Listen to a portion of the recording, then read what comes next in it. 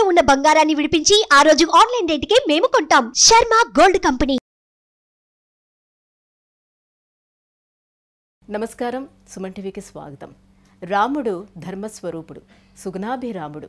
అటువంటి రాముడి యొక్క ధర్మబద్ధమైనటువంటి పరిపాలనా స్వభావం, ఆ బుద్ధి కుశలత ప్రతి ఒక్కరికి రావాలి. మంచి ఉద్యోగం సంపాదించుకోవాలి, మంచి నడవడికి రావాలి అనంటే ఈ సీతారాముల కళ్యాణం రోజున ఎటువంటి పరిహారాలని పాటిస్తే మనకి మంచి ఉద్యోగం వచ్చే అవకాశం ఉంటుంది. ఈ విషయాన్ని తెలియజేసేందుకు మనతో పాటు ఉన్నారు ప్రముఖ జ్యోతిష్య పండితులు బ్రహ్మశ్రీ నందిబట్ల శ్రీహరిశర్మ గారు. గురుగారు నమస్కారం అండి. వాగర్థ వివ సంపృక్తౌ వాగర్థ ప్రతిపత్తయే జగతః పితరౌ వందే పార్వతీ పరమేశ్వరౌ. సదాశివసమారంభాం శంకరాచార్య మధ్యమాం అస్మదాచార్య పర్యంతం వందే గురుపరంపరాం.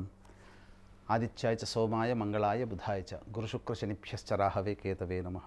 గురుగారు, ఎంతో కాలం నుంచి ఉద్యోగ ప్రయత్నాలు చేస్తున్నప్పటికీ కూడా ఆ ఉద్యోగ ప్రయత్నాలు సఫలం కాని వారు ఎవరైనా ఉంటే ఈ శ్రీరామ నవమి రోజున వాళ్ళు ఎటువంటి పరిహారాలని పాటిస్తే మంచి ఉద్యోగం వచ్చే అవకాశం ఉంటుంది, మంచి దారులు నడిచే అవకాశం ఉంటుంది అంటారు?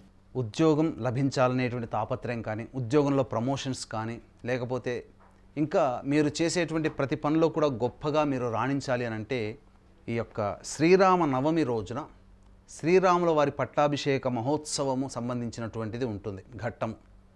ఆ రామాయణంలో మీకు వీలైతే ఆ ఘట్టాన్ని 21 సార్లు పఠించండి, లేదు 11 సార్లు పఠించండి, లేదు కనీసం 5 సార్లైనా మీరు పఠించి స్వీట్ నైవేద్యంగా పెట్టండి. పెట్టిన తర్వాత రాముల వారికి అమ్మవారికి అభిషేకం అనేటువంటిది చేయాలి. చెరుకు రసంతో, ఇప్పుడు చెరుకు రసం బాగా దొరుకుతుంది, చెరుకు రసంతో అభిషేకం జరిపించండి. చెరుకు రసం దొరకని పక్షంలో బెల్లాన్ని నీటిలో కలిపితే అది కూడా చెరుకు రసంతో సమానం. ఆ బెల్లం నీటితోనైనా కానీ మీరు రాముల వారికి అమ్మవారికి అభిషేకం చేయండి. ఈ విధంగా చేసినట్లయితే తప్పకుండా మీకు అచిర కాలంలోనే ఉద్యోగం దొరుకుతుంది. ఇంకా మీకు భక్తి ఉంది, సమయం ఉంది అనుకున్నప్పుడు ఏం చేస్తారంటే భరతుని యొక్క అనుగ్రహం పొందాలి. ఎందుకంటే ఉద్యోగం లభించాలి అని అన్నప్పుడు భరతుల వారు చాలా గొప్పగా ఉద్యోగాన్వేషణలో ఉన్న వాళ్ళకి సహకరిస్తాడు. ఇది వాస్తవం, యథార్థము, జరిగిన సంఘటనలు చాలా ఉన్నాయి. ఏం చెయ్యాలంటే భం భరతాయ నమః అంటూ 1008 సార్లు మీరు పఠించండి. భం భరతాయ నమః, భం భరతాయ. మీ యొక్క ఉద్యోగం రావాలి, ఉద్యోగంలో సమస్యలు తొలగిపోవాలి, ప్రమోషన్ రావాలని చెప్పి మీరు సంకల్పం చేసుకొని శ్రీరామనవమి రోజున భం భరతాయ నమః అంటూ 1008 సార్లు మీరు పఠించి ఆ భరతుడికి వంకాయతో చేసినటువంటి కూర నైవేద్యంగా పెట్టండి, చాలు. ఈ 2 పరిహారాలు ఉద్యోగానికి సంబంధించినటువంటి ఇబ్బందులు ఎదుర్కొనే వాళ్ళు చేయండి. తప్పకుండా మీకు ఉద్యోగం లభించి తీరుతుంది. ఇందులో ఏమాత్రం సందేహం లేదని చెప్పవచ్చు. వీక్షించేటువంటి ప్రేక్షకుల్లో కూడా అవకాశం ఉంటే వివాహం కావాల్సినటువంటి అబ్బాయిలకి అమ్మాయిల కోసం ఈసారి శ్రీరామ నవమి రోజున కాశీలో విశేషమైనటువంటి కార్యక్రమాలు వివాహం కావాల్సిన అబ్బాయిలకి అమ్మాయిలకి జరిపించడం జరుగుతుంది. అవకాశం ఉన్నవాళ్ళు కార్యక్రమ తదనంతరం కాంటాక్ట్ చేసి మీ గోత్రనామాలు నమోదు చేసుకోండి. గురుగారు, ఈ శ్రీరామ నవమి రోజున రాముల వారి కళ్యాణం తర్వాత తప్పనిసరిగా ప్రసాదాన్ని స్వీకరించాలి అని చెప్తారు, ఎందుకని? వాస్తవం. ఎందుకనంటే ఏదైనా కానీ ఒక కళ్యాణం జరిగిన తర్వాత అక్కడ మనం ఏం చెప్తాము? వివాహ మహోత్సవ ఆహ్వాన పత్రికలో బంధుమిత్ర సపరివార సమేతముగా విచ్చేసి వధూవరులని ఆశీర్వదించి మదర్పిత తాంబూలాదు భోజన తాంబూలాదుని స్వీకరించగల ప్రార్థన అంటారు. అంటే ఏంటి?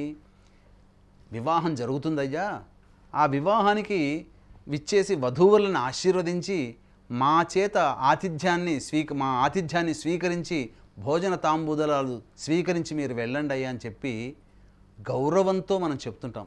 కాబట్టి కళ్యాణం జరిగిన చోట ఆ దంపతులు ఆనందంగా చిరకాలం జీవించాలి అని అంటే ఆ యొక్క వివాహాన్ని జరిపే వ్యక్తి యొక్క గృహంలో చేసినటువంటి ఆతిథ్యాన్ని స్వీకరించి రావాలి. అందుకనే మనము వివాహానికి వెళ్ళిన తర్వాత ఖచ్చితంగా భోజనం చేసి వస్తాం.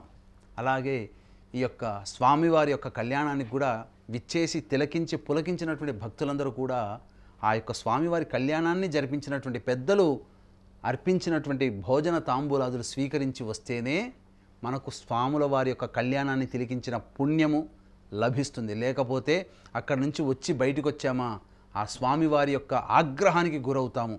ధర్మానికి ప్రతీక అయినటువంటి రాముల వారి యొక్క కళ్యాణాన్ని తిలకించిన తర్వాత రాముల వారు ప్రసాదించిన భోజనాన్ని తీసుకొని రాకపోతే మనకు ధర్మాగ్రహాన్ని చేసిన వాళ్ళం అవుతాం. కాబట్టి ధర్మాగ్రహం జరిగినటువంటి వ్యక్తికి మంచి జరగదు అని చెప్పి మనకు శాస్త్రం చెప్పబడుతుంది. కాబట్టి దాన్ని దృష్టిలో పెట్టుకునైనా కళ్యాణానికి వెళ్ళిన వాళ్ళు ఖచ్చితంగా మీరు స్వీకరించి భోజన తాంబూలాదులు స్వీకరించి రండి.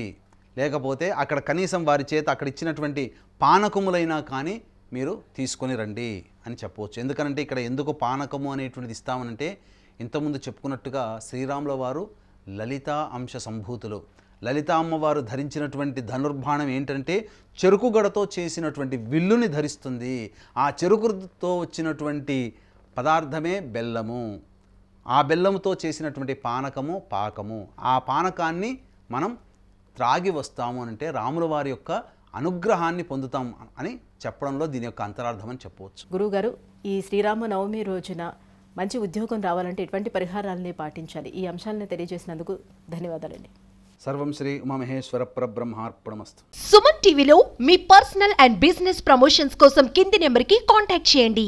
సుమన్ టీవీలో మీ పర్సనల్ అండ్ బిజినెస్ ప్రమోషన్స్ కోసం కింది నెంబర్కి కాంటాక్ట్ చేయండి.